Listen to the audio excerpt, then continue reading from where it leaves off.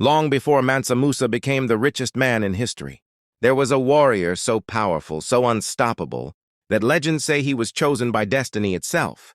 This is the story of Sundiata Keita, the Lion King of Mali, the man who rose from disability to build one of Africa's greatest empires. Forget the animated tale you think you know. Beyond the Hollywood magic, buried deep in the sands of time and the epic poetry of West Africa, lies a story so profound, so brutal, and so triumphant that it makes fiction pale in comparison. This is not a fairy tale. This is the saga of a real empire, forged in fire and blood. This is the story of a boy who could not walk, shunned by his own people, who would rise from the ashes of exile to become one of history's most legendary conquerors. He was the founder of the wealthiest empire the world had ever seen, the forefather of the richest man in history, Mansa Musa.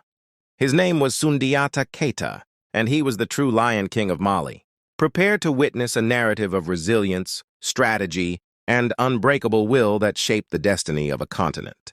The genesis of this epic was not a joyous celebration, but an ominous prophecy. In the small, powerful kingdom of Kangaba, a soothsayer foretold that the ruler, Magan Konfata, would marry an ugly, hunchbacked woman, and from this union would come a son who would become a mighty king, a legendary figure whose name would eclipse all others. This prophecy was fulfilled with the arrival of Sogolon Keju, a woman whose physical appearance belied her immense spiritual power. Their son, Sundiata, was born under a cloud of expectation. But as he grew, a terrible reality set in. The prince was crippled. He could not walk. In a society where a king's strength was his primary virtue, Sundiata was a profound disappointment to the court, a subject of pity and cruel mockery. His own father's other wives, particularly the jealous Sassouma Berete, reveled in his weakness, seeing her own son, Dankaran Tuman, as the uncontested heir. Sundiata's childhood was a crucible of humiliation, a constant test of spirit for both him and his fiercely protective mother, Sogolon. He was a prince in name only, dragging himself through the dust, an outcast in his own home, with the weight of a destiny that seemed like a cruel joke. After the death of his father, the court's malice could no longer be contained. Fearing the prophecy and seeing a vulnerable target, Sassouma Berete and her son drove Sundiata and his mother into exile. This period, which seemed like the final nail in the coffin of his ambitions, was in fact his true education. Wandering from kingdom to kingdom, from the court of Ghana to the lands of the Mema, Sundiata was no longer a pitied prince but a keen-eyed observer. He learned the art of statecraft, the nuances of diplomacy, and most importantly, the strategies of warfare. He transformed his body through sheer force of will, from a crippled boy into a powerful warrior of immense strength and stature. His journey was a strategic pilgrimage, building a network of alliances and earning a reputation for courage and wisdom. Meanwhile, back in Mali, the weak rule of his half-brother Dankaran Tuman left the kingdom vulnerable. A ruthless and powerful sorcerer king, Soumaoro Kante of the Soso Empire, saw his chance invading Mali, sacking the capital and plunging the land into a dark age of tyranny. It was in this moment of utter despair that the people of Mali remembered the exiled prince, the one who carried the prophecy of salvation. As Soumaoro's shadow fell over Mali, a delegation of desperate Mandinka elders tracked the exiled prince to the kingdom of Mema, where he had earned the respect and favor of the local king. They came to him not as a cripple, but as their only hope. They spoke of burned villages, enslaved people, and a culture on the brink of annihilation. This was the call to destiny Sundiata had been prepared for. He did not hesitate. Leaving the safety of Mema, he began his march back to his homeland. And along the way, a miraculous thing happened. His legend had preceded him. The story of the crippled prince who walked, the righteous heir returning to claim his throne, acted as a powerful magnet.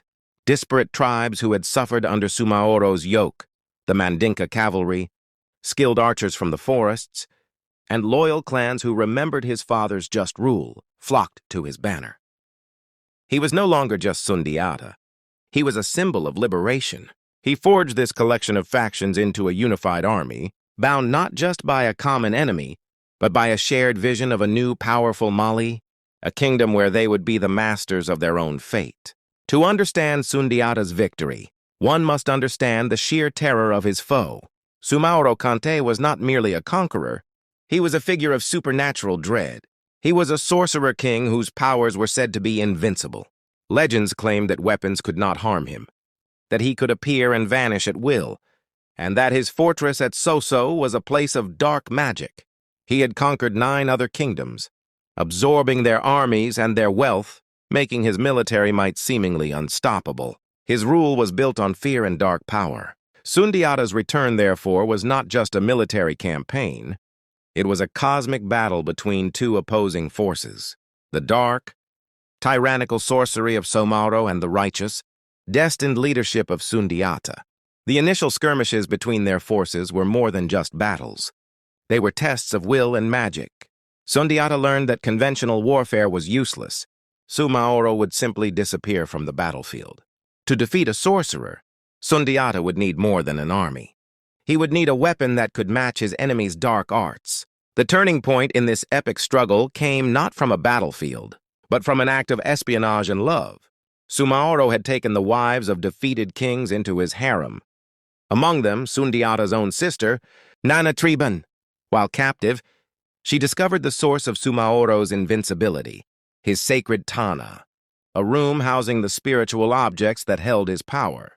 The secret to his defeat was a single specific object, a spur from a white rooster. With immense courage, Nana Triban escaped Sumaworo's fortress and brought this critical intelligence to her brother. Sundiata immediately summoned his blacksmiths and sorcerers. They did not craft a sword of immense power or a shield of magic. They crafted a single humble arrow, but this was no ordinary arrow.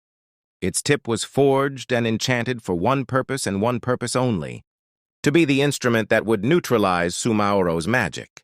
This moment underscores a central theme of the story, that victory often relies not on brute force, but on knowledge, intelligence, and the courage of those who operate in the shadows. The 2 colossal forces finally met on the plains of Kyrene in 1235 CE.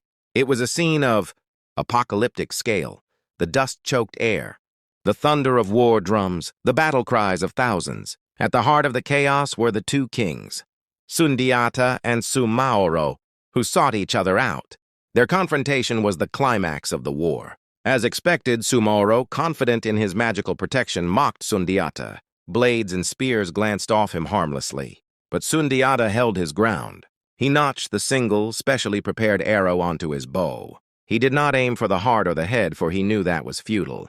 As the legends say, he called out to Sumaworo, declaring that this was not a weapon of metal, but of destiny. He let the arrow fly.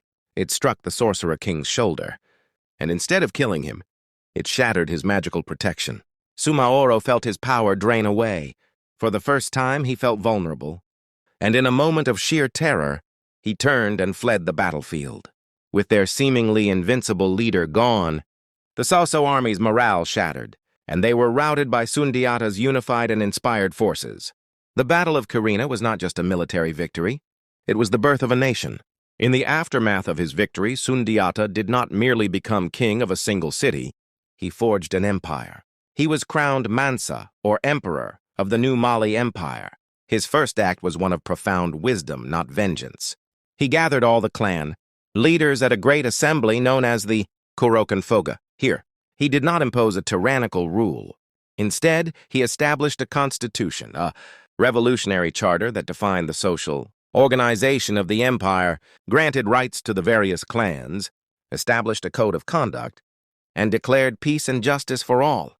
He divided the empire into ruling provinces, rewarding his most loyal generals with governorship.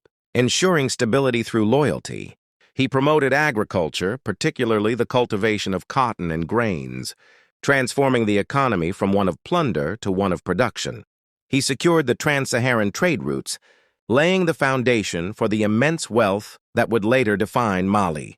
Sundiata was a nation builder, a visionary administrator, who understood that an empire built on justice and smart economics would outlast one built solely on conquest. Sundiata's legacy did not die with him. The system of governance and economic prosperity he instituted became the bedrock upon which the Mali Empire flourished for centuries. He created the conditions for the golden age of West Africa, The stability he provided allowed cities like Timbuktu, Jenne, and Gao to evolve from simple trading posts into legendary centers of global commerce, Islamic scholarship, and learning. The wealth of Mali, primarily from gold and salt, became the stuff of legends. In Europe and the Middle East, the universities and libraries of Timbuktu attracted the finest minds from across Africa and the Arab world, making it one of the intellectual capitals of the medieval world. This entire civilization, the wealth, the architecture, the scholarship, was the ultimate fulfillment of the prophecy spoken at his birth. He was the root from which this mighty tree of culture and power grew.